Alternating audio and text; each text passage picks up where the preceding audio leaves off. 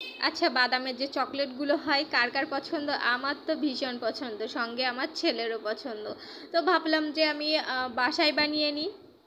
তো আমি সবার প্রথমে কাঁচা বাদাম নিয়ে নিয়েছি, আপনারা চাইলে ভাজা বাদামটা নিতে পারেন, তাহলে আর ভাজা লাগবে না। তো আমি কাঁচা বাদাম নিয়ে নিয়েছি, আর কাঁচা বাদামটা ভেজে তার খোলাগুলো ছাড়িয়ে নিচ্ছি।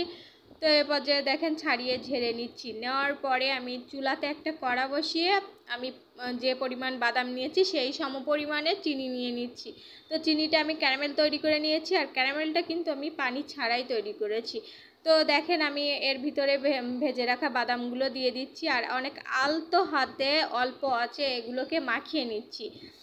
তো আমি খুব ভালোভাবে এগুলোকে মাখিয়ে নেব। আর এ পর্যায়ে আমি একটা স্টিলের প্লেটে সয়াবিন তেল মাখিয়ে রেখেছিলাম, আপনাদের কাছে ঘি থাকলে ঘি মাখিয়ে নিতে পারেন। বাট আমি সয়াবিন তেল মাখিয়ে নিয়েছি, আর এরকম একটা ছোটো চামিচ দিয়ে এটা একটা শেপ আকারে আনতেছি। আর সয়াবিন তেল মাখালে কিন্তু তুলতে আপনাদের সুবিধা হবে। ঠিক 50 সেকেন্ড পরে আমি এটা ছুরি দিয়ে কেটে নিচ্ছি। গরম অবস্থাতে কাটা যাবে না, আর ঠান্ডা অবস্থাতে তো একেবারেই কাটা যাবে না, মানে কাটতেই পারবেন না, অনেকটা শক্ত হয়ে যাবে। তো আমি পরিবেশন করে নিচ্ছি। আর দেখেন আমার চকলেটটা এমন হয়েছে। অবশ্যই অবশ্যই বাসায় ট্রাই করবেন আর বাচ্চাকে খুশি করবেন।